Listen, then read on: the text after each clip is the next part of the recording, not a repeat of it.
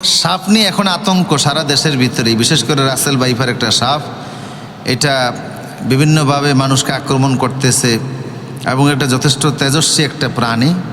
যেখানে অন্য অন্য সাপ মানুষ দেখলে এড়িয়ে চলে বা মানুষের থেকে দূরে থাকে, এটা আরও মানুষ দেখলে তেড়ে আসে এবং মানুষকে আক্রমণ করে এবং এটার আক্রমণ ক্ষমতাও অনেক বেশি এবং এটার বিষক্রিয়া অনেক বেশি। এই সাপ কামড়ালে মানুষ সাধারণত কম বাঁচে এবং বাঁচলেও যেখানে সে কামড় দেয় সেই জায়গাটার ভিতরে পচন ধরে যায়। এ নিয়ে অনেক লেখালেখি আছে, আমরা সেই সম্পর্কে বলতে চাচ্ছি না। আমরা বলতে চাচ্ছি এই সাপ সহকারে সাপের যে ছবিগুলি ফেসবুকে ইউটিউবে বিভিন্নভাবে এখন প্রচার হচ্ছে, এটা আসলে আদৌ ঠিক না বা কতটুকু ঠিক, এটা আমরা এই বিষয়টাকে আজকের পর্যালোচনা নিয়ে আসতে চাচ্ছি।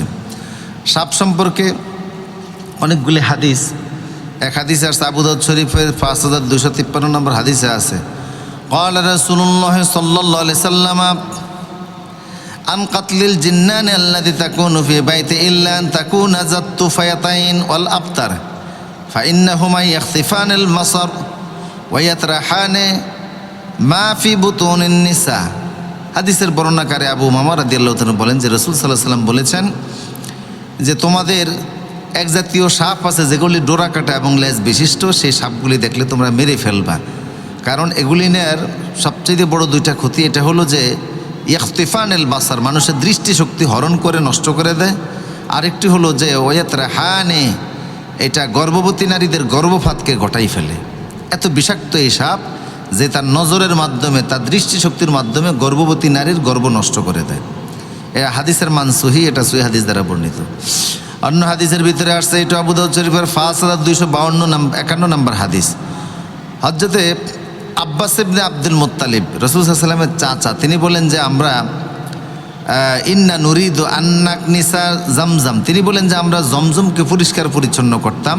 জমজম একটা কুয়া, পানির কূপ, যেটা আমরা জানি যে এই জায়গার পানি পৃথিবীর সবচেয়ে বড় দামি বিশুদ্ধ পানি, যেটার ভিতরে কার্বোহাইড্রেট আছে, যেই পানিটা পান করেও মানুষ বাঁচতে পারে।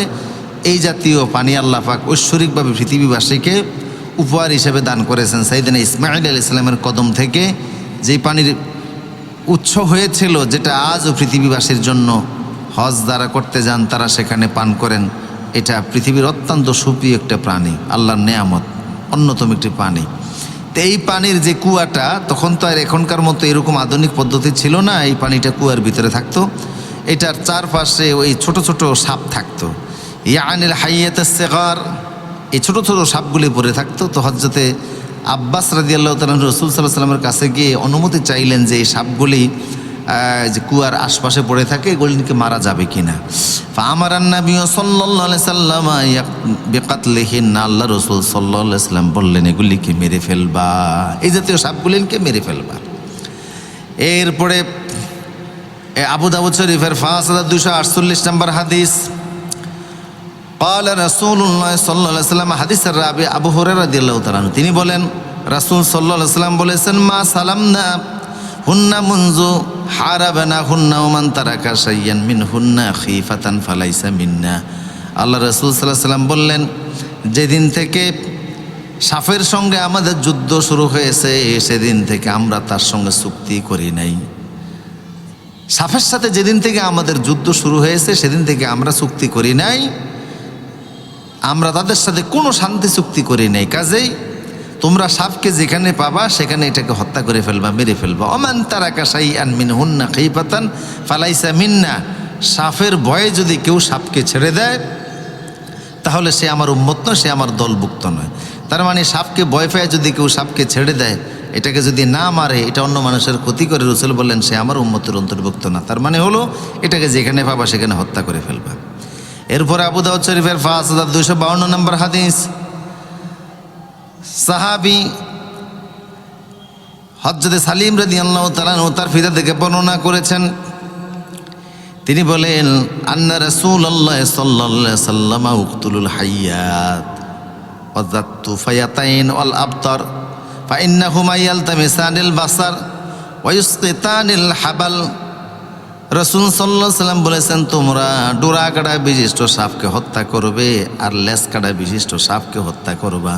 কারণ এগুলি মানুষের দৃষ্টিশক্তি নষ্ট করে আর গর্ভবতী নারীদের গর্ভস্থিত সন্তানকে নষ্ট করে দেয়, গর্ভ নষ্ট করে দেয়। আমার প্রিয় সুদীপ, এইভাবে করে এই হাদিসগুলিনের মাধ্যমে আমরা জানলাম সাপ হত্যা করার অনুমতি রাসূল সাল্লাল্লাহু আলাইহি ওয়াসাল্লাম দিয়েছেন। বিশেষ করে ডোরাকাটা বিশিষ্ট সাপ আর লেজকাটা সাপগুলি, যেগুলি মানুষের চোখ নষ্ট করে। এখন বৈজ্ঞানিকভাবে এটা প্রমাণিত কিনা যে সাপ মানুষের চোখ দৃষ্টিশক্তি নষ্ট করে আর গর্ভবতী নারীদের গর্ভপাত করিয়ে দেয়, গর্ভ ঘটিয়ে দেয়, গর্ভ নষ্ট করে দেয়, এটা বৈজ্ঞানিকভাবে প্রমাণিত না হলেও আমরা বিশ্বাস করি যেহেতু হাদিস বর্ণিত হয়েছে এবং রাসূল সাল্লাল্লাহু আলাইহি ওয়াসাল্লাম বলেছেন এবং এটা সহিহ হাদিস হিসাবে প্রমাণিত। আর আল্লাহ রসুলের হাদিস এটাও ওহি মা ইয়ান্তিকু আনিল হাওয়া ইন হুয়া ইল্লা ওয়াহয়ুন ইউহা, এটা ওহিয়া গায়রে মাতলু। তো সুতরাং তারপরও আপনাদেরকে বলি যে আপনারা এই বিষয়টাকে দেখবেন, মোবাইলের ভিতরে যেই সমস্ত সাপের ছবিগুলি দেয়, মোবাইলে আমরা যেই জিনিস বাস্তবে ক্ষতিকারক এটা মোবাইলে দেখলো এটার একটা ক্ষতির প্রতিক্রিয়া অবশ্যই আছে। যেই জিনিস বাস্তবে দেখা না জায়েজ, বাস্তবে দেখা ঠিক না, বাস্তবে ক্ষতির কারণ, সেই জিনিস মোবাইলে ইউটিউবে ভিডিওর মাধ্যমে দেখলো এটার কোনো না কোনো প্রতিক্রিয়া আছে, কোনো না কোনো ক্ষতির দিক আছেই। কাজেই মোবাইলের ভিতরে এই ছবিগুলি যদি বাসতে থাকে আর আপনি যদি দেখেন তাহলেও দেখবেন সেখানে একটা রিয়াকশান, সেখানে একটা চোখের জ্যোতির একটা নষ্ট হয়ে যাওয়ার বা চোখে একটু কম দেখা, এই বিষয়টা আপনার কাছে প্রতিফলিত হইতে পারে, একটু পরীক্ষা করে দেখেন। কাজেই আমি রিকোয়েস্ট করব যারা এই রাসেল ভাইপার সাপ সহকারে জনমনে আতঙ্ক ছড়ানোর উদ্দেশ্য অনেকে যারা বেশি বেশি শেয়ার করেন, এটা ঠিক না। এই ছবি থেকে মানুষ সচেতন হওয়ার জন্য সরকারিভাবে বিভিন্ন পর্যায়ে বিভিন্ন ধরনের মানুষকে সতর্ক করার জন্য লেখালেখি করা যাইতে পারে, বলা যাইতে পারে, রিকোয়েস্ট করা যাইতে পারে, কিন্তু সাপের ছবি দিয়ে এই দেওয়া এগুলি প্রচার করা ঠিক না। যেহেতু রাসূল সাল্লাল্লাহু আলাইহি ওয়াসাল্লাম নিষেধ করছেন যে এগুলি দৃষ্টিশক্তি নষ্ট করে, বাস্তব সাপে যদি দৃষ্টিশক্তি নষ্ট করতে পারে তাহলে এটা ছবি দিলেও কোনো কিছু না কিছু ক্ষতি হইতে পারে, কোনো না কোনোভাবে এটার একটা প্রতিক্রিয়া সৃষ্টি হইতেই পারে। কাজেই এই বিষয়টাকে মাথায় রাখা উচিত। এখন প্রশ্ন হলো, এই জাতীয় মুসিবত থেকে বাঁচার আমল কি? সাপ বিচ্ছু এগুলি থেকে বাঁচার জন্য কোনো আমল রাসূল সাল্লাল্লাহু আলাইহি ওয়াসাল্লাম বলেছেন কিনা? হ্যাঁ বলেছেন, যেটা এসেছে সহিহ মুসলিমের ভিতরে, সহিহ মুসলিম শরীফের বর্ণনা এবং মুয়াত্তা ইমাম মালিকের 1716 নম্বর হাদিস।